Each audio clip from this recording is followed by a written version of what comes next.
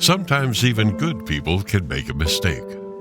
And when it happens, it's one of the most intense and emotional experiences of your life. It could be a DUI, or maybe you were in the wrong place with the wrong people at the wrong time. Or perhaps you just did something stupid at the spur of the moment without even thinking, and now you're in trouble with the law. Well, you need experienced legal help right away so you don't become a victim of the criminal justice system. Even good people can make a mistake, and if you, a friend, or loved one has been accused of a crime, don't make another mistake by hiring the wrong attorney for the kind of help you need.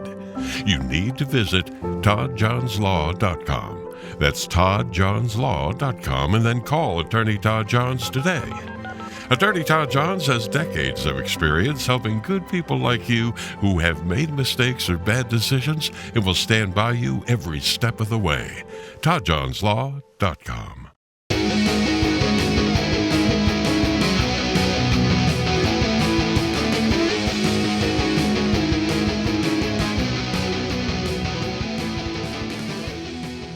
All right, hello and welcome to That's Enough Out of You. I am your host, Bill Rader. A little bit under the weather today, but I will make it through.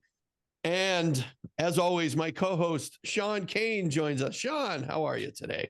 Billy Rage, how you doing there, buddy? You're rocking the big That's Enough Out of You shirt. Got the t-shirt on today. Yep. Looking good, buddy. Looking good. Yeah, thank you. Gotta get out there and my son always makes fun of me. He says, "Dad, you're wearing your own merch." I said, "Well, sometimes you got to do what you got to do." Right? You got to do, buddy.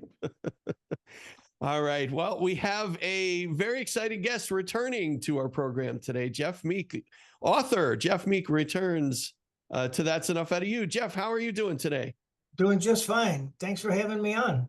Yeah, welcome back. Thank you for coming back. Jeff, I know there's a number of things you've been working on that you want to let our listeners know about. Why don't you go ahead and go through those right now and show them? I know you got some magazines, you got some books, you got lots of stuff going on, Jeff. I do, yeah. Well, I think we talked about last time that I write a once, sometimes twice a month column for the Hot Springs Village Voice newspaper, and we call it the JFK Files. And I'm unaware if there's any other newspaper in the country that's doing that. So I don't think there is. I don't either. Word over the last year or so has gotten out about that, and no one's ever come back and said, well, we do that too.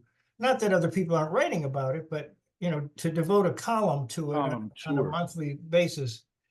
And we call it the JFK Files. And about a year or so ago, I put a lot of them in a book form called the JFK Files, Pieces of the Assassination Puzzle. And that's available on Amazon. And I hope to have a second volume out by March or April, something like that, from the interviews I've done since that was printed. Also, starting about 6 months ago, I started writing for George magazine, the one that was started by JFK Jr., that stopped production for a while, but has been back up and running for a couple years. And so far, I've had 2 3-part series. The first 3-part series is in issue 19, 20, and 21, and it's called Remembering JFK. And then the second 3-part series is in issue 22, 23, and 24, and it's about Gaten Fonzi. You can see right there. So Jeff, remembering it has a very nice looking cover, I might add. So Jeff, the series entitled Remembering JFK, what does that focus on? What do those articles focus on? Okay, it's 3 parts, and I can tell you how I got with George if we want. But sure, sure. Okay, well, I live in Texas, but I used to be managing editor of the Hot Springs Village Voice over in Arkansas. But when my colleague bought the paper, she brought me back on staff as assignment editor and correspondent. And I'm over there every few months and still write other stories for that newspaper every week, like, what's happening in the Public Works Department, et cetera. Well, my boss contacted me and said, we're co-sponsoring a fundraising event for the Garland County Veterans Memorial. and I want you to do a couple of promotional articles for that. And I said, okay, when do you want them? And she said, there's 4 or 5 speakers, and one of them is a guy by the name of Jean Ho. And she said, you might want to interview him. He sounds kind of interesting. So while I was over there, I set up an interview with Jean Ho and his experiences as a photographer for President Trump when he ran for president the first time. And so we're talking about, how'd you get into photography and how'd you get with Trump and so on. And then he just kind of an offshoot, he mentions, well, I'm also the editor-in-chief of George Magazine. Wow. So we talked a little bit about that. And I'm sitting in my boss's office and she has copies of my books there. So I pulled one off the shelf and I just start talking to him about JFK. Well, that night I got an email from him and he said, I've talked to the CEO. We, plural, want you to write articles, plural, for George Magazine. Wow. So I picked myself up off the floor and answered the email. Boy. Awesome. Yeah. So the first 3-part series in issues 19, 20, and 21, I felt, most people that read the magazine probably don't know a whole lot about the Kennedy assassination. So let's start very basic. And so part 1 in issue 19 is about all the investigations from the Warren Report to the AAR Assassination Records Review Board and so on. And then in part 2, I go through the instances of destruction of evidence and threats and misinformation and lies and, the Joe Anides kind of stuff. Sure. And then the third part is my take on the who and the why. And then the second series is on Gayton Fonzi, the man and his investigation. And I was able to many times interview Marie Fonzi to get some of the backstory and all that. So it's about his investigation, which serious researchers are aware of.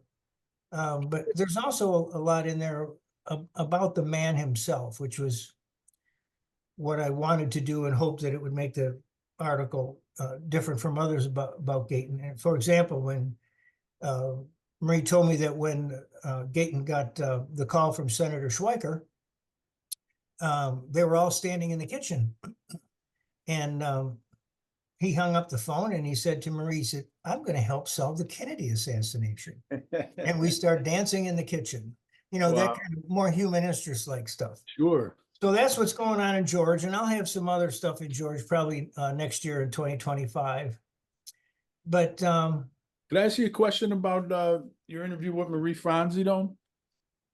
Because sure. to me, Gayton Fonzi, there should be a statue to this man for what he did. He was unbelievable. And his book, The Last Investigation, is absolutely tremendous.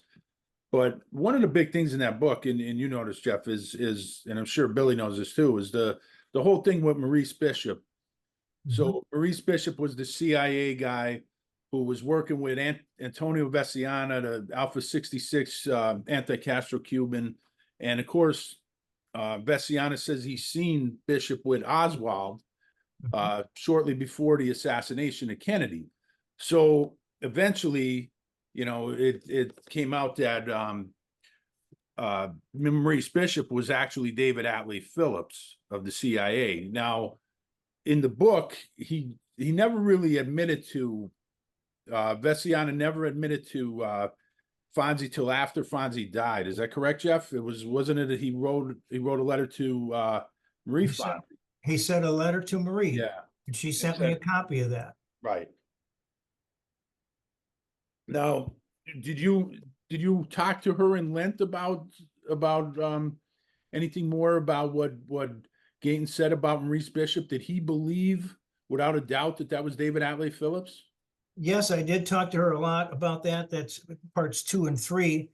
And Gayton was 100% convinced that Maurice Bishop was David Atlee Phillips. And I go through several of the reasons why, and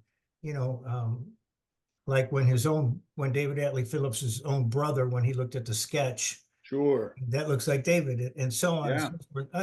I felt that it's fair to mention that some people don't believe it. John Newman adamantly doesn't believe it. And so what I did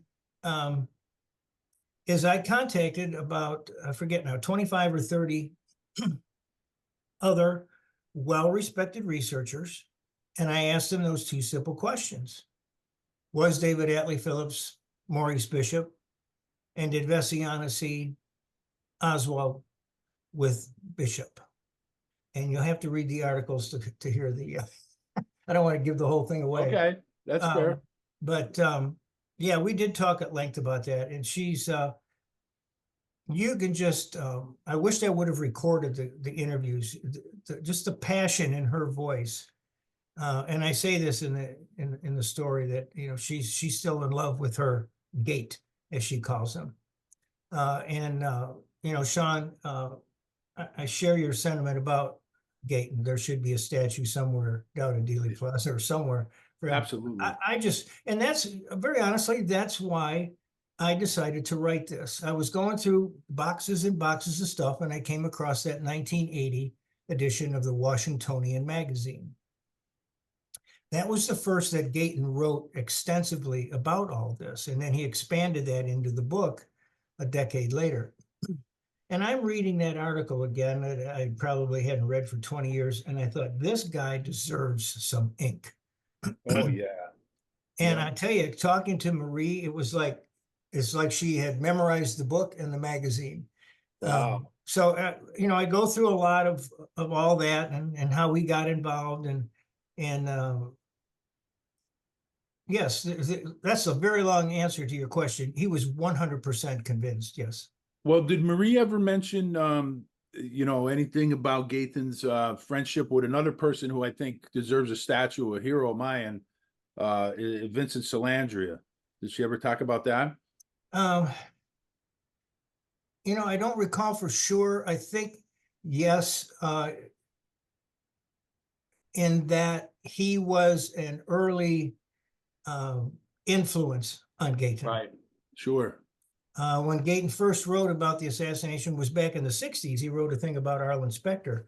Yeah. And I think those interviews are on the Mary Ferrell website. You can listen to them. But yeah, he was, you know, they were both Philadelphians, Gayton and Vincent. And now that you bring that up, yes, I think he was very influential back in the 60s with Gayton. Now, there's a story that Gayton, Salandria had dinner with Arlen Specter. Are you familiar with that? Yes. And according to the story, that Specter had, you know, reservations. They were kind of talking about the magic bullet theory, and Specter himself said something to the effect that he didn't believe it. And the Warren report, the people he was presenting it to, actually didn't even, they thought it was silly to even talk about. And his words were something like, well, then we got to go look for another shooter. Yeah. You know, I don't remember if we brought that up in the article. I'm aware of that. But Gayton pulled no punches as usual and said, you know, that Specter, you know, knows better. He knows that can't be true. Sure he does. Sure he does. But you know, they had to have a single assassin. You had to have the single bullet theory. So sure. Yeah. And that's what I think a lot of people don't understand. Like even I heard people when they say, you know, that they don't believe the single bullet theory. Well, if you don't believe that, then you can't say that Oswald is a lone assassin, because you can't have, you know, that just tears the whole lone assassin thing apart. Yes, it does. And you can't say that there wasn't a conspiracy, because then by definition, it's a conspiracy. Exactly. Yeah. This might be a good segue into, if you want to talk about a few of the interviews that are in the JFK files, which will probably be volume 1. There's an article in there about FBI agent Henry Heiberger. Okay. I'm going to guess that name does not ring a bell with you. That's not familiar. Yeah, it wasn't to me either at first.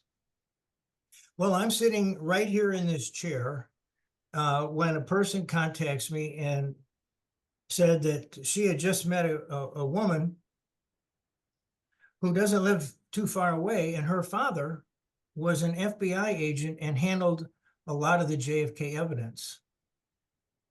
And so one thing led to another, and I finally met with this, the daughter of FBI agent Henry Heiberger. Wow. And she let me see his notes and some photographs and so on. And so I'm looking through all this, and you can see how he created some charts and was keeping track of what metallic traces were being found on Connolly's clothing and Kennedy's clothing and the bullets removed from Tippit and so on. Long story short, one of the documents she showed me was handwritten, and it says DICT up in the left-hand corner. So I wonder if he wrote that for dictation, but I don't think it ever turned into an official document, and you'll see why in a minute. Down at the bottom, it talks about him finding no metallic traces in the throat area of Kennedy. Right. But he found copper on Kennedy's back. Right. He found copper on all the areas of Connolly's clothing, even though it was washed. Right. But there's no copper here. So tell me how the same bullet could do that. Right. It can't. It just can't. No. So that was wow. That was quite a story. And right about that time, Jim D'Eugenio was finishing up his book, JFK Revisited, and he made a very brief mention of that. And then I think the last time I was on with you, Sean, I was on with Paul Blow. Yes, you were. Yep. Yeah, and he contacted me when they were doing chokeholds and said, "Do you think this lady would let us actually put the document in the book?" And I said, "Well, you know, she doesn't like to talk about this much, but I'll ask." And she said, "Yes." So the document is in chokeholds. Oh, okay. Yeah, the handwritten document. Wow. So that was, you know, that was quite a story that just kind of fell into my lap. And I think another article, another story, another interview that I did that to me is just, in my opinion, one of the most significant I ever did. And I did it about almost 50 years ago. In 1976 and again in 1977, I interviewed a man by the name of Ron Crawley. Right. Okay. C-R-A-W-L-E-Y. He served with Oswald. What's that? He served with Oswald in the Marines. Yes. He's on a list in Armstrong's Harvey and Lee, and he is mentioned in the book, The Missing Chapter. But other than that, there's no mention of Crawley, and none of the stuff that I asked him about is in either of those books. And so I asked him, did Oswald disappear at times from the base? And he said, I would say yes, 2 or 3 weeks at a time. Now, to me, at a time means more than once. Sure. So how do you disappear from a Marine Corps base for 2 or 3 weeks at a time and not be considered AWOL? And that's on your records. Exactly. You don't. You don't. Right. And that was in Japan, right, Jeff? Yes, I'm sorry. Yes, at Atsugi. Okay. Right. And I asked him if an intelligence agency ever approached him, Ron Crawley, for work.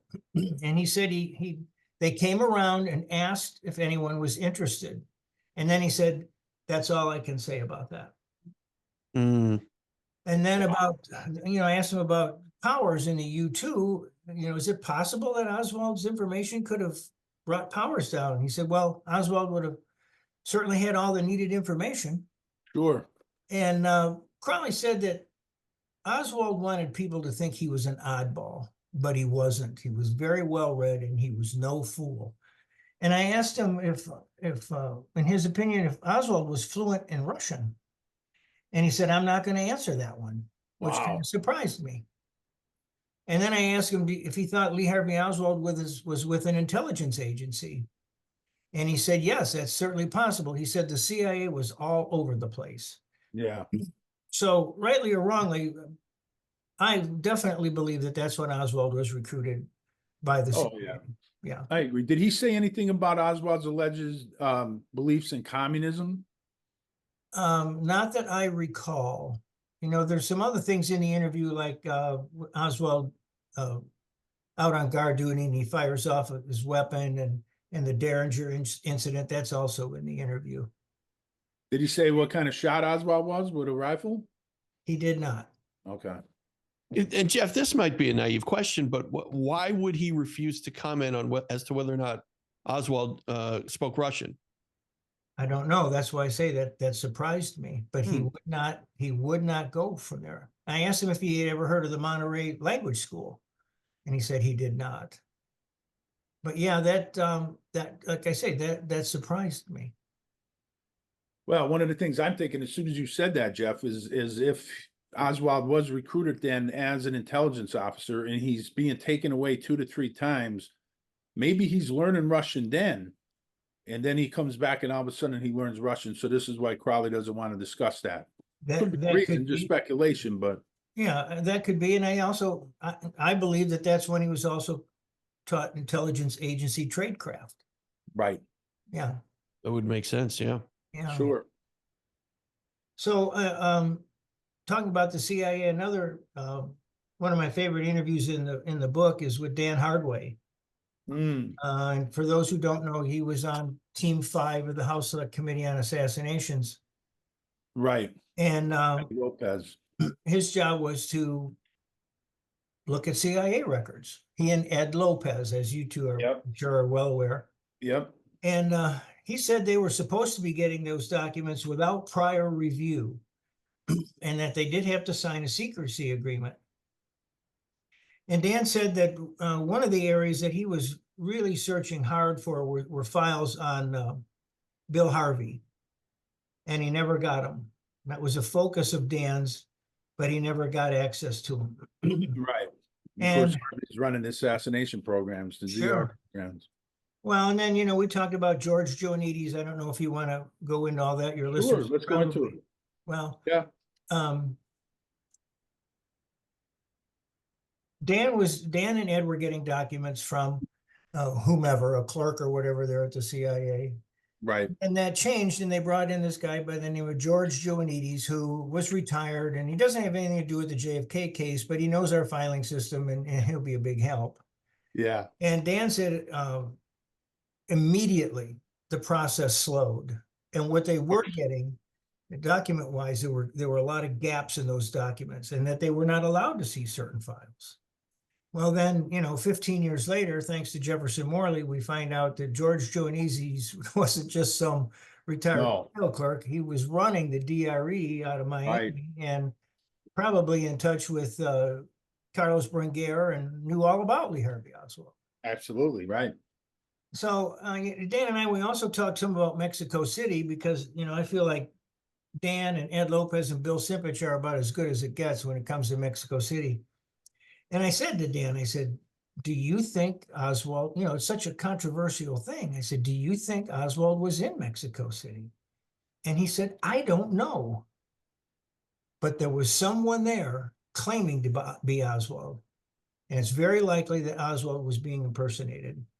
Jeff, let's stop real quick and take a quick break and then come back. And I want to ask you something about Mexico City. Okay. DK's Corner has moved. Come see us in our brand new location at 201 Cherry Street in Jessup, Pennsylvania, right across from the Jessup Plaza. Enjoy a brand new menu with hot and cold sandwiches, soups, salads, pizza, delicious breakfast, including breakfast bowls and sandwiches, specialty coffees, and DK's famous Razzle Dazzle flavor shaken espressos, and still the best cheesesteaks around. Follow DK's Corner on Facebook and Instagram, or call them at 570-209-0278 to find out about their daily specials and catering. And DK's Corner now has beautiful outdoor seating for the summer. Don't feel like leaving the house? Call DK's Corner for delivery. And we thank DK's Corner for sponsoring That's Enough Out of You. DK's Corner, now in Jessup, Pennsylvania. All right, welcome back to That's Enough Out of You. We are here with our guest, Jeff Meek, and we were talking about Mexico City. And Sean, I know you wanted to jump in with something real quick. Yeah, Jeff, we just had an episode, and by the time this is published, it'll be out. We just recorded one with the great researcher David Josephs. I don't know if you're familiar with him, but he did a lot of work on Mexico City. I'm aware of the name. I've never not met him, haven't spoken with him. Okay, well, he did a lot of work, and he there's no doubt in his mind that Oswald was not in Mexico City, and he went through a ton of evidence, and he said basically the only thing saying that he is these documents from the CIA, and we know how those could be manipulated.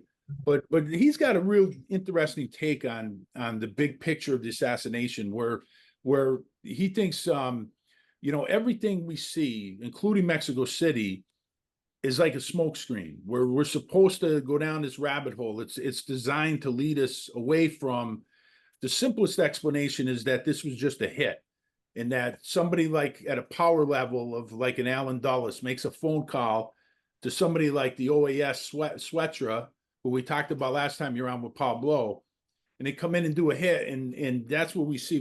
We don't see Souetre on the grassy knoll. We see anti-Castro Cubans. We see all this other stuff. We see, you know, why is Oswald in Mexico City? Everything is designed to deflect from the simplest explanation, and that's his theory on that. But as far as Mexico City, I think he does a really good job of, you know, proving that Oswald wasn't there. Now, me and him differ because I think it's important with Mexico City, because I think when they were trying to tie him to Coast to Cove, and I talked to you and Paul about this last time, I think that that's really important because that ties into the manipulation of Oswald's 201 file and what they were trying to do, and what John Newman calls a virus, creating a virus that would lead to, you know, a cover up down the road.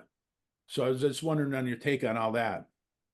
Well, you know, if this is probably a lousy answer, but if Dan Hardaway isn't sure, who am I to say one way or the other? You know, I would like to read what's the fellow's name again?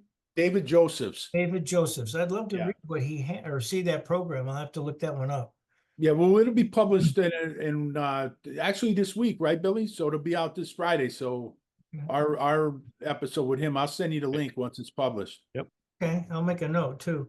And he's going to be back. There was obviously something.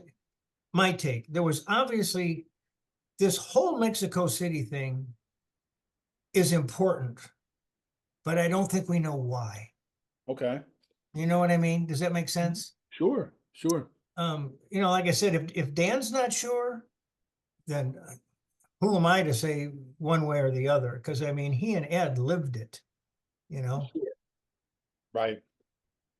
What else did Hardaway tell you that's, you know, you want to talk about that's really relevant? Because I mean, it's fascinating that you were able to sit down with Dan, because you know, for him to be in the beast of the belly in this whole thing, you know, it's just fascinating. And then the manipulation from Joanides, like you said, everything slowed down, you know, and that ties to, you know, the deal that Blakey made with the CIA, Robert Blakey, and then they, you know, obviously the CIA betrayed him.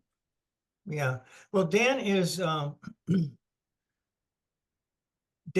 of the fellows that I contacted when I did the little survey about, do you believe Fonzi or not? And he did not respond one way or the other. And Dan is just, he does not like to speculate. There's too much of that already. There's too much misinformation. Right. You know, it doesn't matter what I think in terms of Fonzi and so on.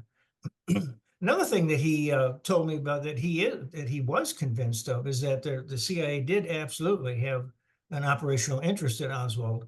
Right.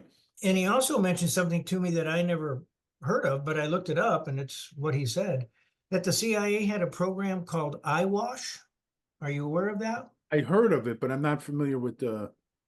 Eyewash was a program that puts false information into documents to hide truth. And they even do it to their own agents. So I think you mentioned just a few minutes ago, Sean, about, you know, documents can be manipulated. Sure. You know, I mean, you know, this whole cloudy issue of Mexico City, doesn't it? It just smells of the CIA. I mean, this is what they're good at. This is their business. Yes, it you know, is. and these people that were involved in this stuff, like Phillips and Harvey and who knows who else. I mean, they took that stuff to their grave. They were just that kind of people that they, you know, Dulles said, I think, to the Warren Commission way back in '64 that they wouldn't tell the truth. Right. He said that. Yeah. He said they're obligated not to, I believe is his exact words. They're obligated not to jeopardize the mission. Yeah. Their number one loyalty is protect the agency. Period. Yeah. Absolutely. And Sean, what was it that David said? David Joseph said, he said everything after 12:30 on November 22nd is just a fabrication, right? Everything up and after that point, he said, you really have to look at the cover up different, it's a separate he thing. said everything's set. And you know what, Jeff, Bill, I'm glad you brought that up, because there was one thing I forgot that David said that I think he dropped a bomb really on our episode, is that he felt that J. Edgar Hoover at the FBI was aware, and he came to this conclusion through studying the documents and a lot of the FBI stuff, because the FBI was running so many operations, and he's convinced Oswald was a paid informant for the FBI. And David Josephs is convinced that, well, he said that he believes that J. Edgar Hoover was aware of a plot that was in the air to kill Kennedy as early as October, and he believed that Hoover thought there were CIA people involved in that. Now, I know, Jeff, you talked to Guy Banister's niece, Janet Banister, and actually, I don't want to go too much into her, because I'm going to take your advice, Jeff, and see if we can reach out to her and bring her on to discuss more. But the one thing I want to ask you is, in your talks with her about Guy Banister, did she say anything about Hoover and about maybe he suspected something was in the wind earlier? She told me that, first of all, Janet Banister is like the great niece of Great Guy. niece, I'm sorry, great niece. And she did share some snippets of conversations that she had heard over the years with her family. And her dad, Ray Banister, always felt that Guy was surveilling Oswald for Hoover. And that even though Banister quit the FBI in 1954, he still stayed in touch with Hoover and the FBI. And I'll leave it at that. So I don't want to ruin an interview with you and Janet. Oh, well, that's fascinating, Jeff, because now my mind's spinning. Like, I'm thinking, is Guy Banister's loyalty to the FBI, the CIA, or we know he's ONI, Navy Intelligence? Where does Guy Banister's loyalty really lie? Good question. I don't know anybody that has the answer. But yeah, I think he definitely was, he was CIA connected in helping the anti-Castro cause down there and gun running and all that business. And until I talked to Janet, I didn't really have a whole lot of thought about Banister and the FBI, other than he was former, and I guess always some ties there. And she sent me some, when I wrote about it in my column, this will be in the JFK Files Volume 2. She sent me some great pictures of him from back in the day. And boy, does he look like a G-man from the 30s. He, with the hat, tilted off to the side, But yeah, Janet is doing she's either in process of doing it or going to be doing a podcast in it's out. She has it out. Yeah. Yeah, I'm gonna start watching it and listening and.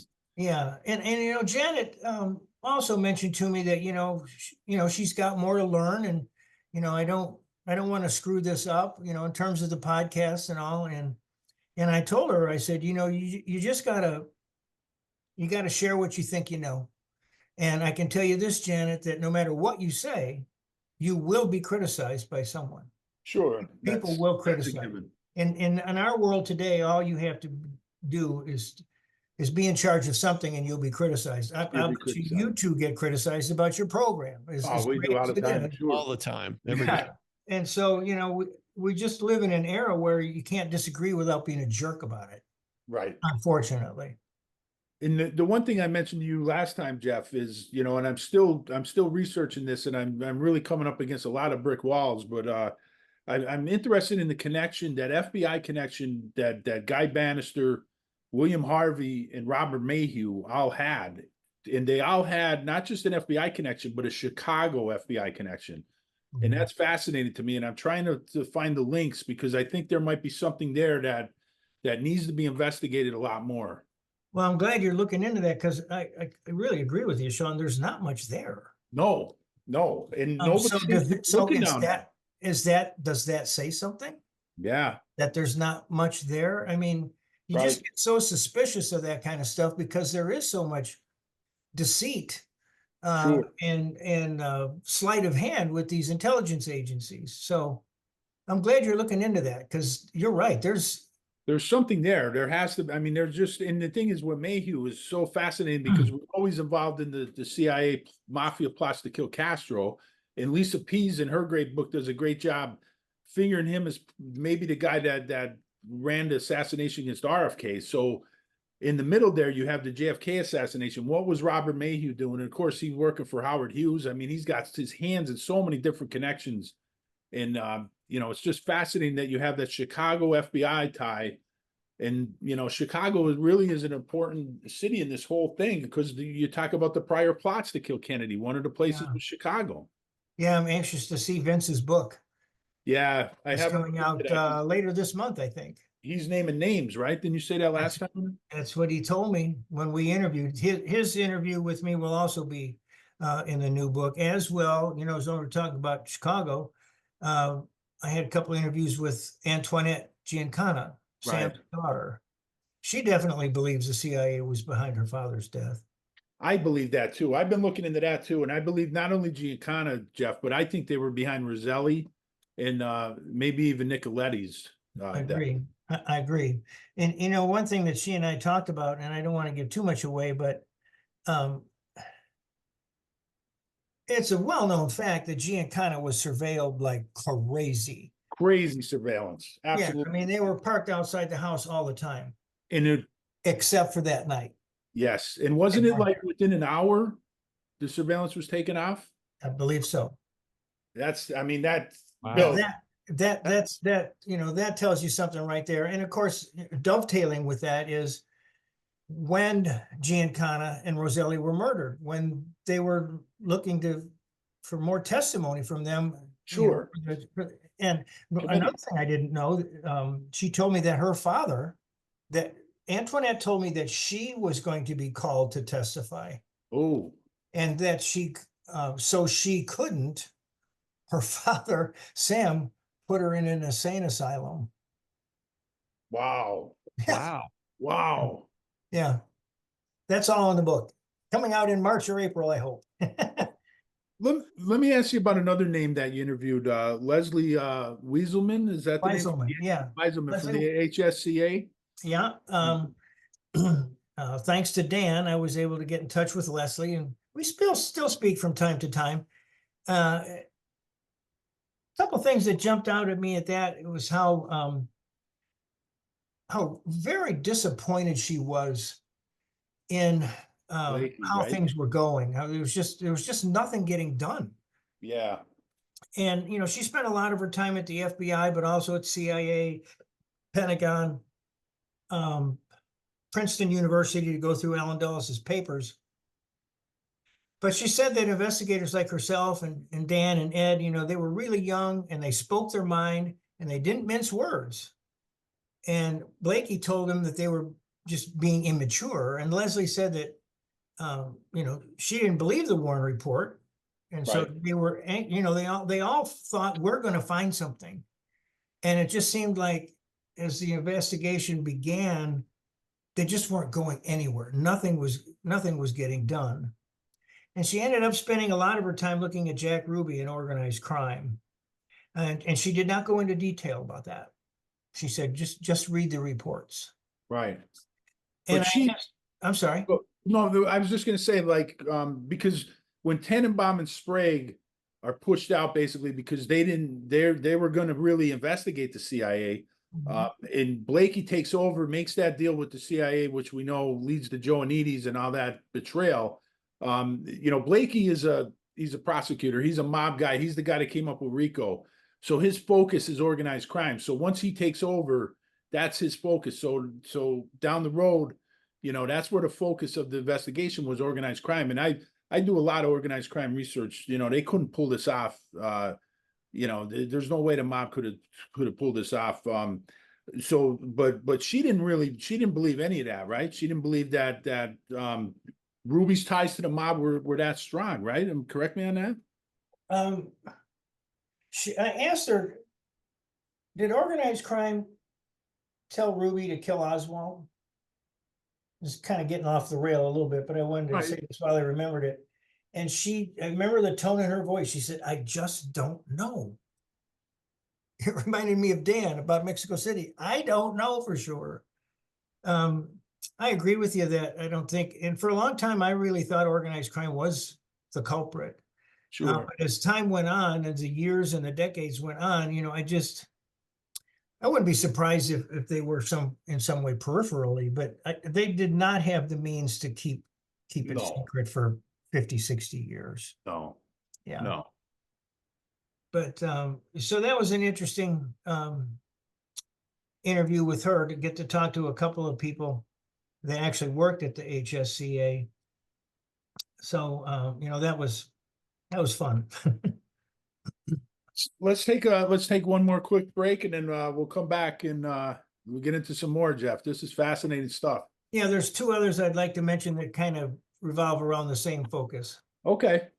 Let's take a quick break, give some love to our sponsors, and we'll be right back. And we would like to thank our sponsor, Gracious Day Grains. Sean, you like to eat healthy, don't you? Always, buddy. I try to eat healthy as much as I can. Yeah, and there is nothing healthier than what they call like farm to table, right? So when you can get something right from the ground and make it and then put it right on your table. And Gracious Day Grains, they have a tremendous selection, and it's totally organic. Everything is, they don't use any sort of herbicides or pesticides or anything like that. They have a bunch of different products on their website, Gracious Day Grains. So if you go to graciousdaymilling.com, you'll find a bunch of great stuff there, Sean. Yeah, you will, Billy. And it's owned by Tom Maxey, who's a great guy from Virginia. He's a truth seeker, just like me and you, buddy. And Tom's growing philosophy follows the wisdom of farmers of centuries past. And a quote from Tom is, "If we practice the right rotations, we exclude the bugs and weeds without needing herbicides or pesticides." So, this is great, Billy. What he's doing is fantastic. There's cornbread mix, there's cornmeal, popcorn he sells, buckwheat Sean, have you had buckwheat pancakes? No, buddy. Oh they're delicious. I love buckwheat pancakes. And Gracious Day Grains sells buckwheat pancakes. Just go to their website and you'll be able to find all of this stuff there.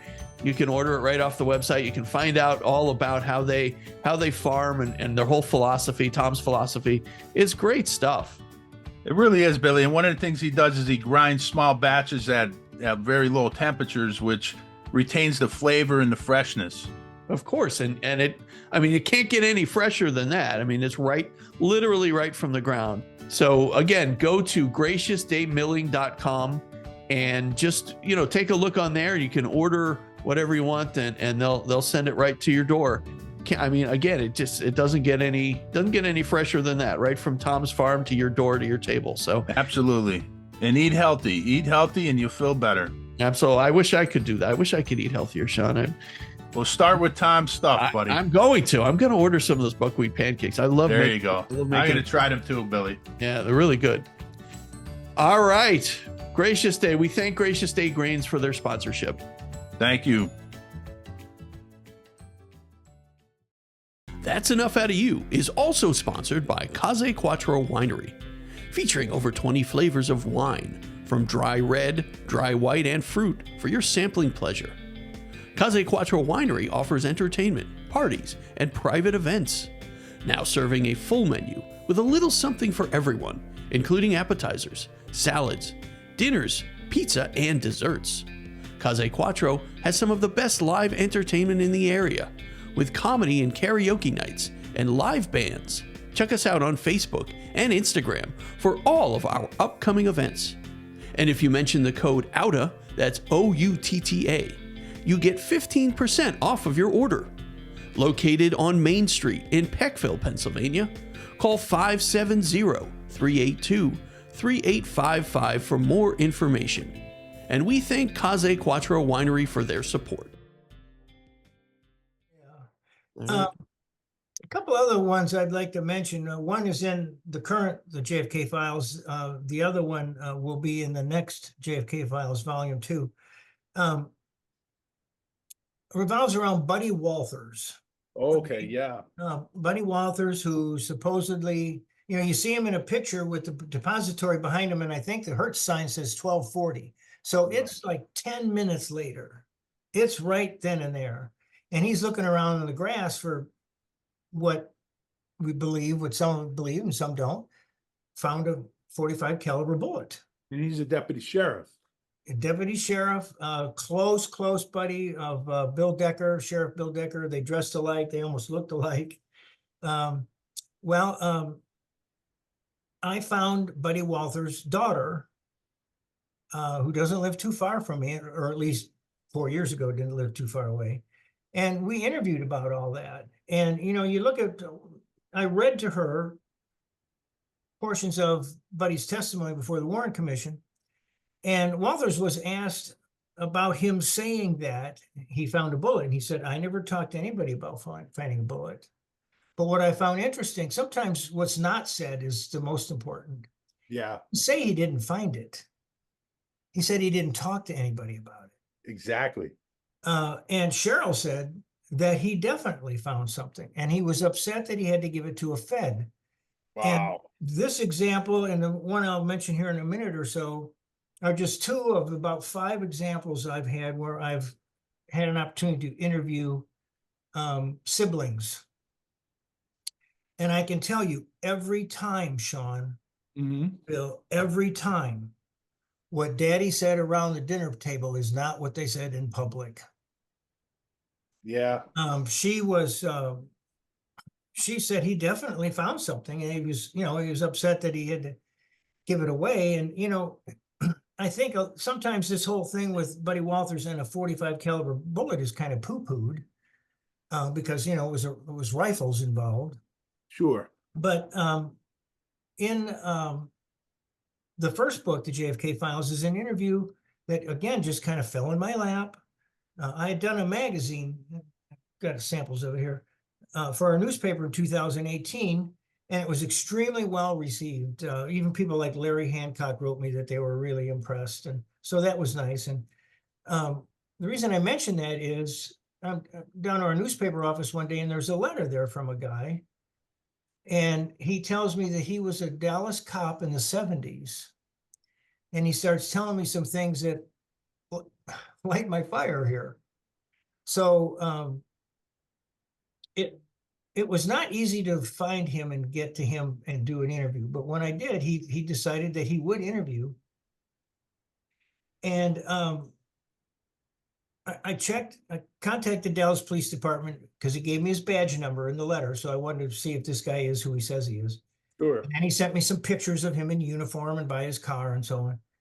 And one of the things that just jumped out at me, because this Buddy Walthers thing has always interested me quite a bit.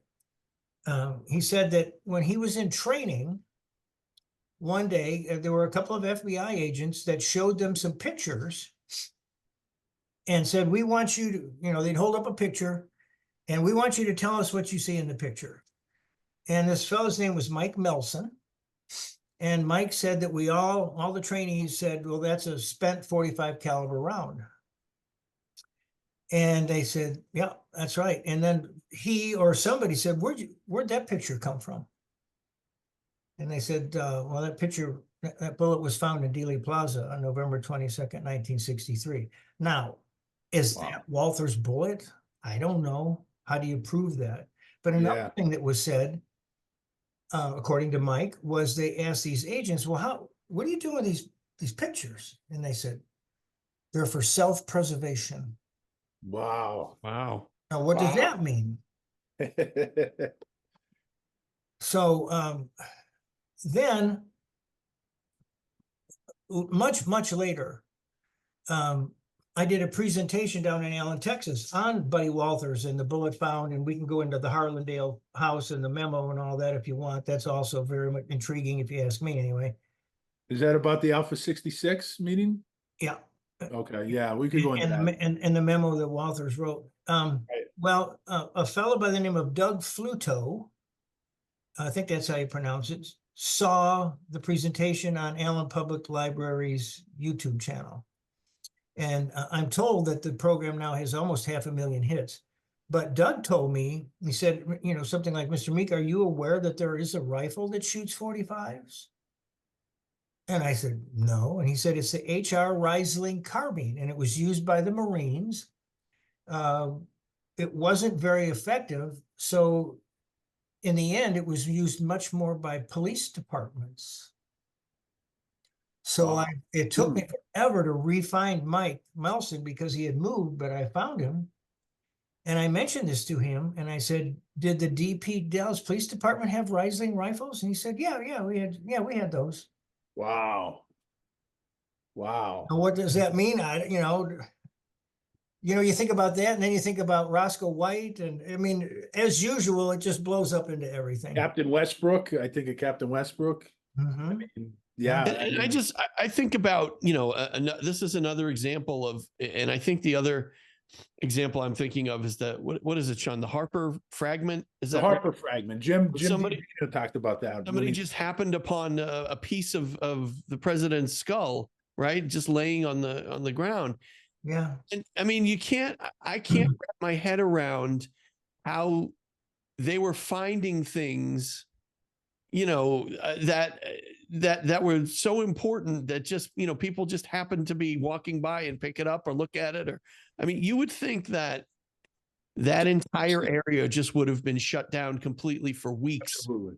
And every square inch would have been cataloged and photographed and printed and, everything. It blows your mind that didn't happen. This was the assassination of a sitting U.S. president. Yeah, you're right, Bill. I mean, just think of all the law enforcement that was running around in the plaza and they miss a piece of bone that big, and it's found by an SMU. Unbelievable. Yeah. The other thing about Buddy Walthers, if you want to talk about it, in Harlandale. Sure, definitely. I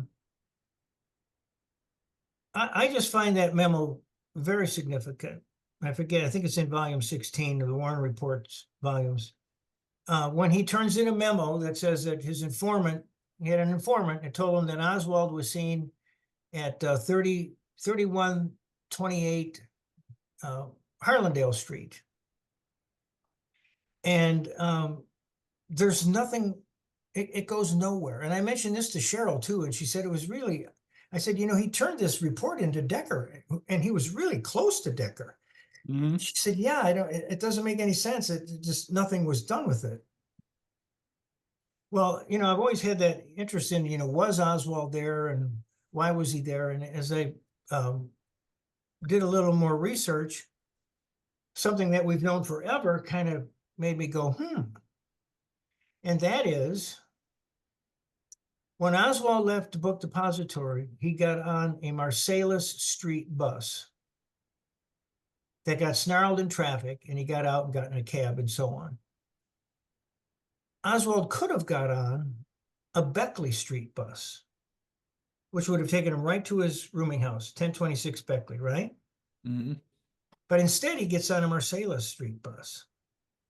And he gets off, and he gets a transfer ticket. I've got a sample of it over here. And so he goes, roundabout to his rooming house. He changes clothes, and he keeps that ticket with him. Now, why would he do that if he wasn't going to reuse that ticket? Yeah. Was the question I asked myself. So then I learned that ticket was good for only a 15-minute window at one location, only one location, Jefferson and Marsalis. I believe it's very possible that Oswald was on his way to that street corner to get back on that bus, because that bus would have taken him to within 3 blocks of the house on Harlandale. And talk about the importance of that house. He missed the bus. And I think, and a lot of people disagree with me, and that's fine. That's fine. This is just my take. I think Oswald missed the bus, and now he's walking back towards Beckley. And here comes a police car. And Oswald turns around and walks the other way. Some witnesses say they saw him walking east, some say they saw him walking west, and they may both be right. And that turning around of direction caught Tippett's eye. And that's why he pulled over. Just recently, and I talk about this in a little more detail, I interviewed Eugene Boone's son. And during that conversation, the Tippett shooting came up. And he said that his father, Eugene Boone, always thought it was significant that Tippett's holster was still snapped shut. And that if Tippett had got out of the car and thought that he might be in danger, he would have at least popped that loose. Right. I thought that was interesting that a law enforcement guy would notice that, you know? Yeah. So I believe that Oswald might have been going back to the Harlandale house to lay low until he could get, I don't know, Redbird Airport, Mexico. Talk about the significance of that house, though, Jeff. Well, there's no doubt that Alpha 66 were having meetings there. And I think it was Jorge Salazar of the Alpha 66 was there. And when I was doing all the Fonzi stuff, you know, there was an article done by Paul Hoke and somebody else in Saturday Evening Post many years ago that speculated that Vesiana might have been there. And I believe Fonzi asked him about that. And I can't remember exactly what was said. It's in the articles. But what I took from that is that Vesiana knew about these meetings, and maybe he was there at one time, not necessarily when Oswald was there. But, you know, and the informant, the report in the informant said that those Cubans had left either a few days before or after or right after the assassination. And I just wonder if Oswald was going there to hang out. And some people discount the Walthers thing because of the addresses. And I've been down there and I have pictures of it and so on. Because he gave the address as 3128 when really it was 3126. Well, it turns out that Walthers' informant was his mother-in-law, who lived next door at 3130. You go to ancestry.com and Right. it's records and so on. She lived at 3130. And so I think maybe Walthers mistakenly thought it was 3128 because in most streets, they're 2 digits apart, where I live and down there on Harlandale, Makes they're 4 sense. digits Makes apart. sense. Yeah. So I think that's just a. And of course, the significance of that, you know, is what we talked about before when we were talking about Fonzi, and you're talking about Maurice Bishop, you know, who David Atlee Phillips. I mean, and remember when the last time you were on, we were talking with Paul Blow, and you guys, I think Paul said this, you know, Phillips hits like every touch point, like Phillips connects everywhere. Like he's just, you know, and so this is such a fascinating thing when you're tying Vesiana, you know, and Maurice Bishop, who's David Atlee Phillips, this whole thing. And then you think of the thing is, you know, if Oswald's a foreman for the FBI, what's going on? And this is getting back to Hoover. You got that whole thing now spinning around. So we could go down so many different roads here. This will make your head spin. What do you think, Billy? Hey, it made all my hair fall out. So. Yeah, and again, you know, as I mentioned a while back, you know, that's the business of the intelligence agencies, is to make it so dang complicated. That's it. You don't know what's coming or going. And then when you think about a program like iWash, I mean, you can go ahead and look it up. I mean, they deliberately plant false information in documents. Sure. So, you know, John Newman and I think some others have pointed out some documents that make it sound like Vesiana couldn't have met Phillips. Right. But how do you know the documents are even real? Exactly. It's gotten so complicated. Well, that's something David Joseph said to us. What is real? Remember that, Bill? Like, right, exactly. Anything is real. Right. Yeah. He said everything. It's a wilderness of mirrors. Yeah. He said everything after 12:30 on the 22nd of November is fabricated. And you just have to look at it that way. Everything, they're two separate things. You have the assassination and you have the cover up, and they're two completely separate things. And, you know, another, I was talking to somebody once, and we got into a short discussion about what is proof? Proof to me may not come across as proof to you, Sean, or you, Bill. It's like a jury. Right. You have Sure. a trial, and X number of jurors think this, and X number of jurors see that.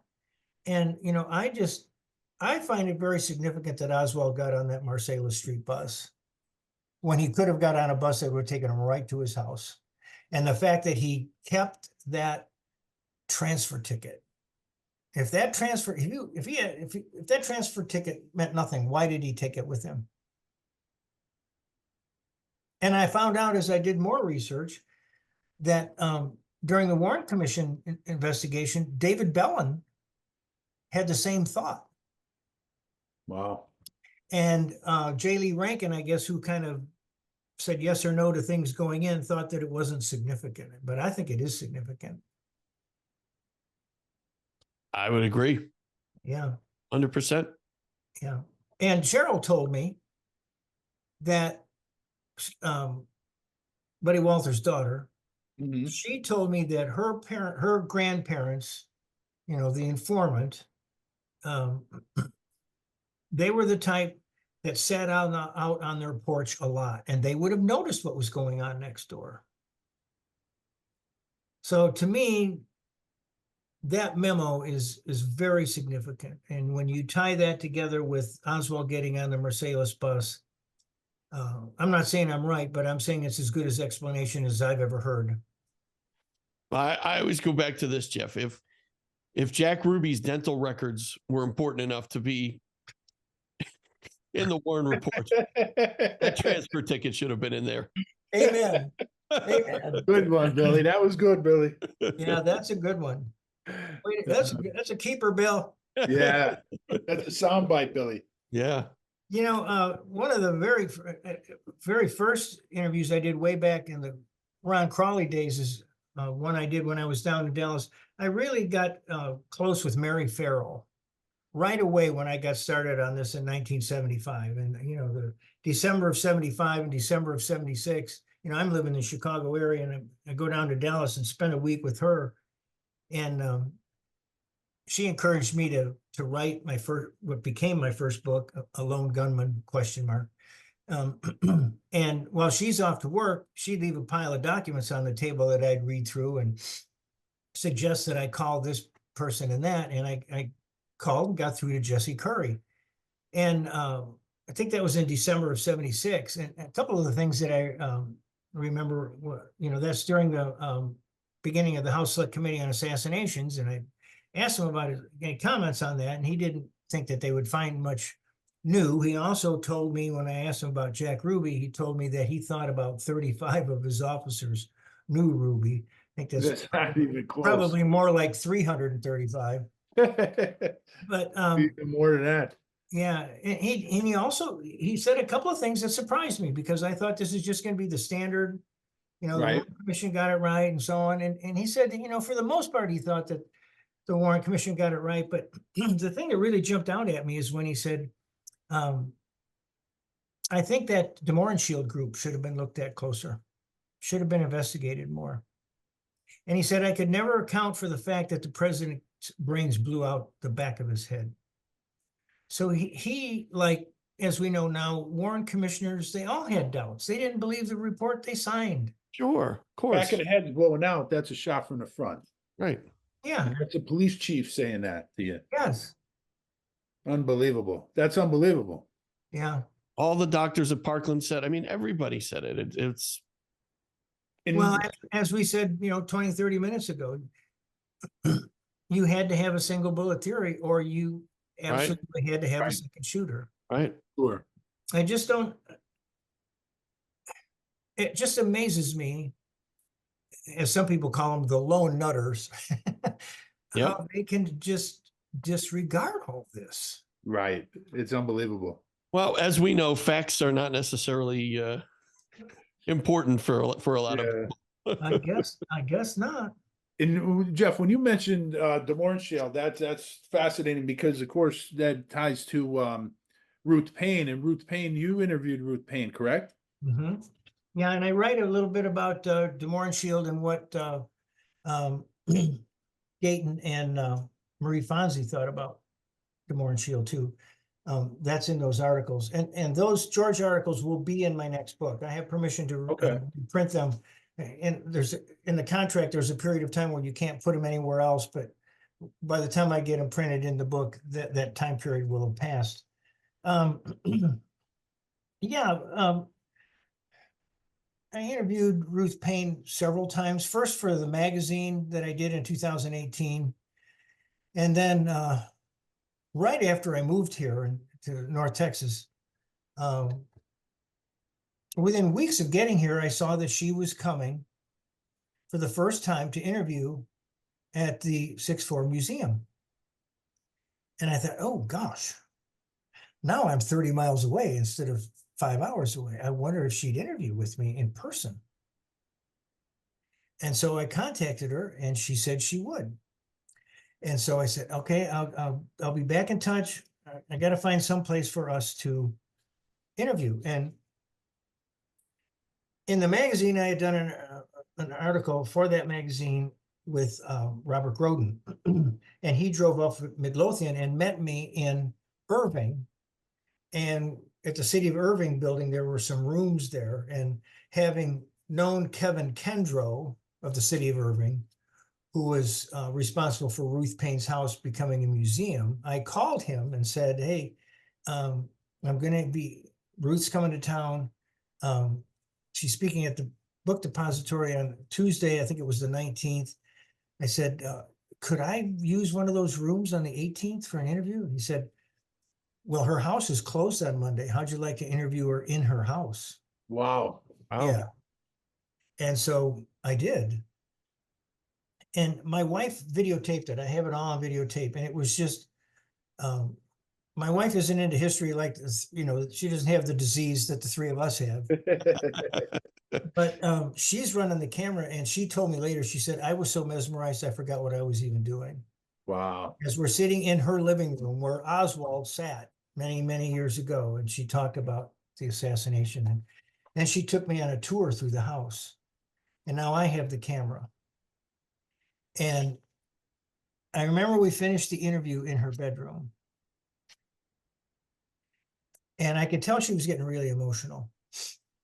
And I said, this isn't easy for you, is it, Ruth?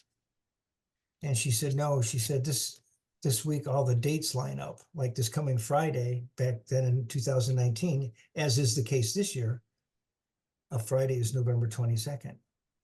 And so we finished and we started walking into the kitchen where my wife was and Kevin Kendrow of the City of Irving was. And Ruth walked out in the backyard and she started crying like a 10-year-old. Wow. It was really emotionally upsetting. Wow. But in the prior interview, we did talk about George de Mohrenschildt. And, she said that she had met him at that February 26th or 22nd party. Yeah. But she said that she really wasn't around any of Oswald or de Mohrenschildt. She said she was off in the bedroom with Marina and the baby, because according to Ruth, she was trying to, there was that I want to learn Russian from Marina thing. Sure. Right. And I brought up Bill Simpich and I were talking about this a couple years ago, and he said, I think Ruth trusts you more than anybody. You need to ask her some questions. And I said, okay, I have some questions. You send me your questions and I'll ask her. And so he did. And so now I'm contacting Ruth for a third interview. And I said, I'd like to interview on a specific topic. What's that? I said, all these allegations of you being CIA connected. And I remember Ruth said, well, what would be the point of that? And I said, the point of that would be you have an opportunity to answer these critics or researchers who think you are CIA. Right. And she said, okay. So in the first book, the JFK files there's a 2-part story in there about those interviews that are specifically about her and the CIA. And I asked her if she was ever a handler of Oswald or connected to the CIA in any way. And she said no. And then I brought up, that some of her family members, like her sister, Sylvia Holt, was definitely CIA. Yeah. And her father, William Avery Payne, and brother-in-law, John Hope, were both with the USAID, and they did projects with the CIA. Yeah. But, you know, she said, no, she was unaware that her sister was CIA. She said that in talking with John Hoke about USAID and the CIA, John Hoke had told her that you could always tell who these guys were, and they call them spooks. But she, you know, I mentioned that Mohrenschildt, it said that Mohrenschildt also had some doings with USAID. And did your father ever mention Mohrenschildt? And she said, no, he never did. And another thing I brought up in one of those interviews was, you know, shortly after the assassination, Buddy Walthers and others went to her house in Irving. Mm-hmm. And it is said that at first she was kind of reluctant to let him in, but when those officers came to the door, but that she did come in and she made the statement that we were expecting you. And some people have jumped on that to mean that, you know, she maybe knew that Oswald was going to shoot Kennedy or whatever. But I asked her about that, and she said, I don't remember saying that, but I sure could have. And the reason, if I did say it, the reason I said it was probably because at that point we knew that shots had been fired from the book depository. And of course, Lee was working there. So they might have been coming looking for Lee or whatever. And then we also brought up Mary Bancroft. I was just going to ask you about that. Of course, the mistress of Allen Dulles. Yeah. What did she say about Mary Bancroft? Well, Ruth said that she never met her, but Michael's mother told her that Mary was definitely Dulles's mistress. So, yeah, that's just some of the interviews I've done. I just want to ask you this, and you don't have to answer this if you don't want to. Do you have a personal feeling on Ruth Payne about her ties to the CIA? Yeah, I do. You want to say it or no? You don't have to. You don't have to. I don't believe she's CIA connected, and I know people will want to shoot me for that, but I don't see it.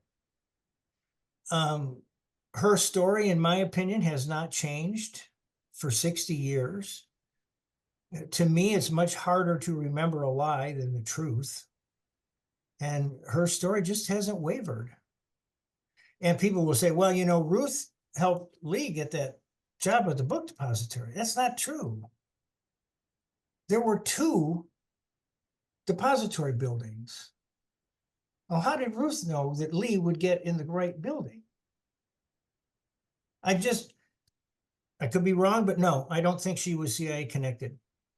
I believe her family certainly was, but not her individually. How about Michael? And could she have been being manipulated? I think Bill Simpich or somebody mentioned to me, maybe she was and didn't even realize it. That's yeah, sure. People could be, and they don't even realize it. But do you have a feeling on Michael Payne? I haven't done much on Michael Payne. That brings me up about, you know, being manipulated, maybe working for CIA and not even know it. Yeah. I don't think I've mentioned it in anything I've written, but remember the name Spaz Rankin? Yeah. Travelers Aid Society that met with Oswald when he got back from Russia. There's a document out there that suggests that he is CIA and might not even know about it. Might not even know about it. Sure. Yeah, if you send me an email, I know I have the document over here in my files. Okay. Yeah. And you know, that's another thing that's really hard to believe. I mean, here's Oswald who's going to give up his citizenship and give away military secrets, and he comes home and nobody's interested. Yeah, exactly. Fascinating. But they debrief other defectors. And then there's Marina's statement about she met Webster in Moscow. What? Yeah. This case, as you guys know, leads everywhere and nowhere. It ends up. And that's the one thing that David Joseph said. I mean, you know, what if all of this has led to just take you down a rabbit hole and get you stuck there? Yeah. And it deflects from what really happened, which was as simple as maybe a CIA hit. Right. Yeah. Exactly. I also met with Ricky and Trisha White, Roscoe White's son. Okay. And sat with them for a few hours in their home here in Texas. And that was an experience, sitting a couple feet away from Ricky, who comes off so genuine. So genuine. And, Gary Shaw and Brian Edwards have written Admitted Assassin. You're probably aware of that book, which, by the way, Gary's writing another book, and he asked me to be his co-author. Really? Wow. Yeah, so that'll be out sometime in 2025. We're about half done at this point. So that was when Gary said, his wife is Karen, and he said, Karen gave me permission to write another book. And he said, and I want you to be my co-author. And again, I picked myself up off the floor and I said, sure. Wow. So, Gary lives about 2 hours away. And so he and I meet, we email a lot. He sends me things. I look it over, I make my comments. And we're also going to include in the book a couple stories that we worked on together back in the 70s. That's how long he and I have known each other. So that's exciting. And, as you know, working with Paul and Blow and David Boylan. And Right. I want to give credit where credit is due. They've done a lot more of the work than I have. Sometimes I feel like I've let them down a little bit. But Well, you've done great work there, Jeff. Really. I mean, and the last time you were on, Jeff, and we talked about it, it was when we had Professor Pablo on, and we were talking about the who did it. I forget who you felt was behind this. well, Do you want to get to that, or do you want to not? no, I that's in part 3 of the first 3-part series in George Magazine, issue 21. Right. I know I'm not alone on this, but I'm convinced after, doing my own research and listening to people like Morley and others who've done far better work than I will ever do. I believe that he was killed because of his foreign policy. Everywhere Kennedy could, he was looking for peace. Everywhere. Everywhere. Totally agree. Everywhere. I mean, Cuba, Russia, Laos, et cetera, et cetera.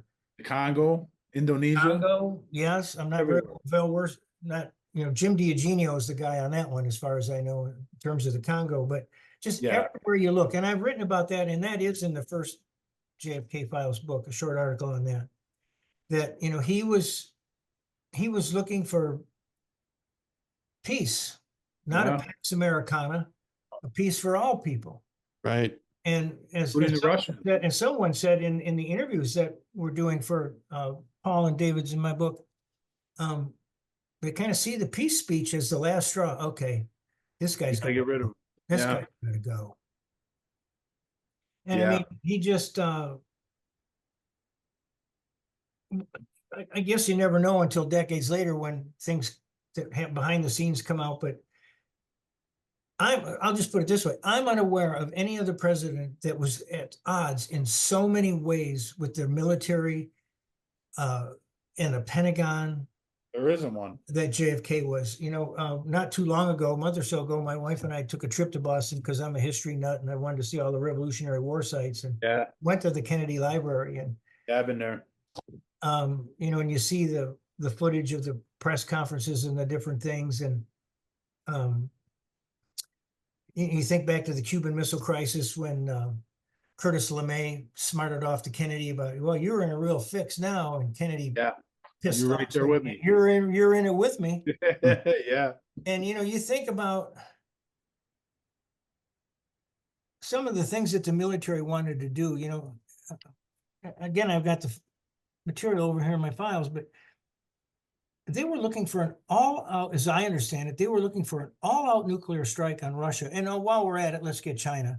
An all-out nuclear strike that's wiped communism off the face of the earth while we've got a nuclear advantage. Yeah. And somebody with a sense of intelligence said, well, we're not going to knock out all the missiles. They're going to fire some back at us. And somebody said, well, it may kill 5 million Americans, but the word was will prevail. They weren't. And when I read that, it just gave me goosebumps. I was 12 years old at the time. And that's what that's what my country's leadership was thinking about. We lose 5 million Americans. That was Curtis LeMay, right? Huh? What? Is that when Kennedy walked out and he says we call ourselves the human race? Yes. Yeah. You know, I don't know, you know the author Annie Jacobson? I know the name, yeah. I've seen her interviewed on Joe Rogan. Yeah. Have you read her book, Nuclear War? I have not. No. Oh, Let me tell you, it is so sobering. I had to put it down a number of times. Yeah.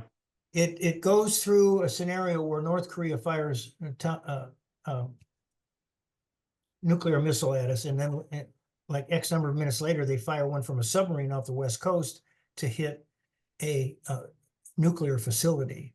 mm, And it goes minute by minute by minute of what happens, what our government does, what this office is doing. And the president is put on a helicopter with a parachute and trying to get away from the blast zone. And I'm telling you guys, in 60 minutes, our Earth is no more. Yeah. In 1 hour, it's over. it's unbelievable. It's unbelievable. And You LeMay read that also book- said if that you read that book, your hair will stand up. LeMay also said, you know, the amount of Americans that would be killed is like collateral damage. Yeah. You know, and Yep. it's necessary to get rid of communism. And that's, you know, we talked to David Joseph about that, where he said that there was people that were so obsessed with getting rid of the communists, and they felt that to them, Kennedy was a traitor. Kennedy was Yeah. trying peace with the Russians, with the Cubans, detente with Khrushchev and Castro. And like you said earlier, Jeff, that American speech, I think that was the last straw. I think that was it, where they said, Yeah. we got to escalate this right here. Like he has Yeah. to go. And Yeah. Jeff, going back to another thing you said about, you know, Kennedy being the one president who was so at odds with his military, you know, leaders, and I think the difference is that he was in it. You know, he was there. He saw combat, Yeah. and he did. we haven't had a president since, you know, that has been in that situation and that has seen the death and the destruction of war and has been so personally affected by it. And I think the other thing is that Kennedy was so intelligent, and he did, you know, he cared enough to research and to read and to talk to people, and, you know, and to try to understand what was going on, and to form his own opinions and have his own beliefs, and not just, you know, take the word of these, you know, these hawks and you know, be a pawn to them. Yeah. You know, and that's again, and well, look what happened to him. Look what And then happened to him. to your point, I think, Bill, confirmation of that for Kennedy was the Bay of Pigs. Sure. These guys don't know what they're doing. And Right. you know, I and others have wondered, was that whole thing, did the CIA know that whole thing was going to fail in the beginning? Exactly. Just to make Yeah. Kennedy look bad? Yep. Yes. I think that's a real possibility. Sure is. And they blamed it on Kennedy because he changed the landing site and then he wouldn't provide the air cover. Right. But, you know, I've wondered or read or talked to some people that just think it might have been just to make him look bad right from the get-go. Yeah. I don't believe Dulles ever intended that to succeed. He knew it wasn't gonna. Yeah. Yeah, that's amazing stuff. And one last thing in your book, Jeff, you know, I read a review on it by Jim D'Eugenio, and he gave a great review of your book. So when Jim gives a great review, that's top notch, Jeff. You can't get better than that. Yeah, well, thank you. I didn't even know he had done that until somebody said, "Have you gone on the Ed Forum and seen what Jim said about you?" And Yeah, it was a No, and glowing I thought- review. I said no, and so I'm typing it in. I'm like, "Uh-oh, how bad am I going to look here?" But Jim is honest. Just- Jim is really just- honest with his reviews. He could be friends with somebody, and if he's reviewing a book, I mean, I've seen reviews with people that he's close with, and he's critical of certain things. So he's really honest. So it was a glowing review. So that's tremendous. You know, only once in doing all these interviews, you know, probably close to 100 now, only once have I gotten severely criticized. And I'm not going to say about what interview it was, but I responded that, you know, I'm not CNN, I'm not Fox, and 90% of what you'll read in my interviews, you don't know what I think, because I Yeah. don't say what I think, because Exactly. Right. Because you're a journalist. Because you're a journalist, Jeff. Yes, exactly. The purpose of all these interviews is to provide everybody that's interested with information, and you can form your own conclusions. Some of these interviews that I've done, I did one with Judge Burt Griffin. I don't believe much of what he purports in that interview. And he and I, just for a minute or two, we did kind of have a little back and forth. And I didn't want to go there. And I said, Bert or Judge, this interview is not about me, it's about you. And that got us back on track. I'm trying to provide information from people that are in the know. And you can believe it or you can disbelieve it. My purpose is not to sway you. There are a few instances in the JFK files, and in my other book, there's a lot in this book about the manipulation of Lee Harvey Oswald. That is my thinking. And we can talk about that cover if you want to. That's a letter from the CIA I got back in '78. Oh yeah, mention that, Jeff. But the point of my writing is, it's exactly right, Bill. That's what, when I started writing for a newspaper, I had no journalistic experience. I was a basketball coach. I was an athletic director. I was a college athlete. I retired and moved to Hot Springs Village, Arkansas, bought a house on a lake so I could go fishing. And because of my interest in writing about veterans, I started this newspaper journey. And so I learned everything on the fly. And the guy who taught me was a former employee of the Philadelphia Inquirer and the St. Louis Post-Dispatch. He was running the newspaper at that time. And I'll always remember this until I get Alzheimer's or whatever. He said, Jeff, you're a reporter. You're a fly on the wall. You Right. report the news. You don't become part of the news. And that's Right. how I've always written. And I really got raked over the coals by one person about, this is really shoddy journalism and you're this and you're that, and I don't want anything further to do with you if this is how you're going to write. And I wrote him back. I said, this is how I write. I'm reporting what I learned, and you and everybody else that reads it, you can believe it or not believe it, or maybe there's something in there that'll help you with your research. So 90% of what I write isn't about what I think. Now, part 3 in that first part of the first 3-part series in George Magazine, issue 21, is what I think about the how and the why, which Sean, you and I were just discussing. Yeah. So, yeah, so I'm looking forward to doing some more interviews with people. I also had an interesting interview with Tim Cheek, who was one of the pallbearers. Oh, wow. That was interesting to hear a little bit behind the scenes about that. And of course, talking to Sam Giancana's daughter, that was kind of interesting. Yeah. So, Jeff, you know, what did that letter say from the CIA that's on the new cover of the book? Okay.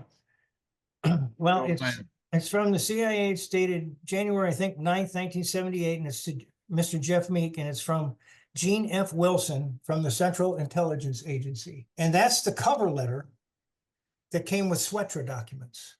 Oh, According to Mary Ferrell, and I still have all my correspondence with Mary, she treated me so well.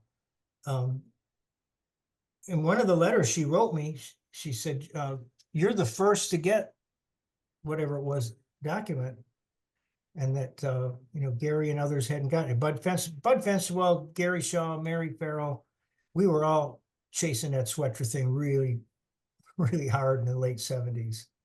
Part of that will be in Gary's new book. you don't have to answer this one too, but do you feel he was one of the shooters? I don't know if he was a shooter, but I believe he was there.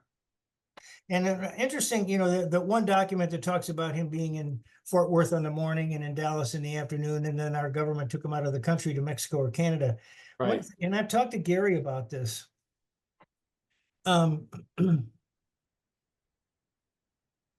As far as I know, and Gary knows, and anybody else have ever brought this up, and you guys chime in because you're well versed in this too. Have you ever seen a document that responded to the French about this? I haven't. No. No. Oh, I haven't. I can't believe that they didn't. I find it hard to believe that we did not respond. Yeah.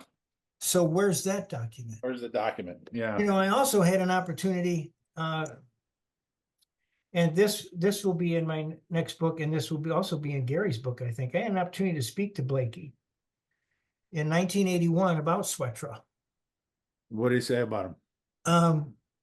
Well, basically, he was on a talk show in Chicago, and I was able to get through, and I just read him sentence by sentence that document about, in Fort Worth and in Dallas and blah, blah, blah. And after I finished each sentence, Blakey said, "That's correct." And I'd read another sentence. He'd say, "That's correct." And another sentence, and "That's correct." And I said, "My question is, did you look into this? And if so, why wasn't there anything in the House Select Committee report?" And he said, "First of all, I have to be very careful in what I say about this because this is highly sensitive material." Wow. And he said they did look into it. And he said, "I'm not saying that our investigation was perfect, but I think it was enough to establish the fact that it's not relevant." And then the host of the TV program butted in, and I couldn't get any other questions. But what I thought was significant about that is when I read these sentences to him about, he was in Dealey Plaza on the 22nd, and he said, "That's correct." Wow. And I said, and then we took him to Canada or Mexico, and he said, "That's correct." Wow. When he said, I left this out, when he said, I have to be very careful in talking about this assassin because this material is highly secretive, Wow. sensitive. That's So unbelievable. there's confirmation that he was an assassin. Yeah. And I have And that he didn't do it Plaza. I have newspaper clippings from before the Kennedy assassination that referred to him as assassin. Right. He confirmed everything that's in that document and that Souetre was an assassin. And then he says it ain't relevant. I thought that was remarkable. Boy. That is remarkable, but how could you say it's not relevant? You have an assassin, you establish him there in Dealey Plaza. Yeah, he kept saying, seriously, "That's correct. That's Wow. correct. That's correct." He didn't deny any of it. Wow. Yeah. Wow. Whew. Oh boy. We're stuff there, Jeff. Yeah. I mean, that's man. What do you think? Is this a good place to? Yeah, wrap up on yeah. that note? I think so. I Yeah. really want to thank you guys. Do such good work. I think you're both so very highly thought of. It's a real privilege to be on with you and have an opportunity to talk about my research and my writings. And just know that you guys are very much appreciated. Oh, well, thank you, Jeff. We appreciate your great work. And tonight, I mean, this was better than I ever thought. Like, we went down avenues that I didn't even think we were going to go down, Jeff. And it was just like, wow.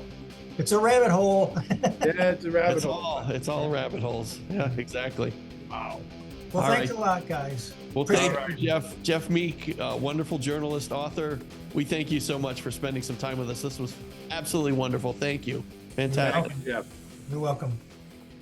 That's Enough Out of You podcast is executive produced and written by Bill Rader and Sean Kane and edited by Bill Rader. The That's Enough Out of You podcast and logo are exclusive property of Bags of Chicken, LLC. Any rebroadcast, retransmission, or accounts of this podcast without the express written consent of Bags of Chicken, LLC is prohibited. So don't even try it.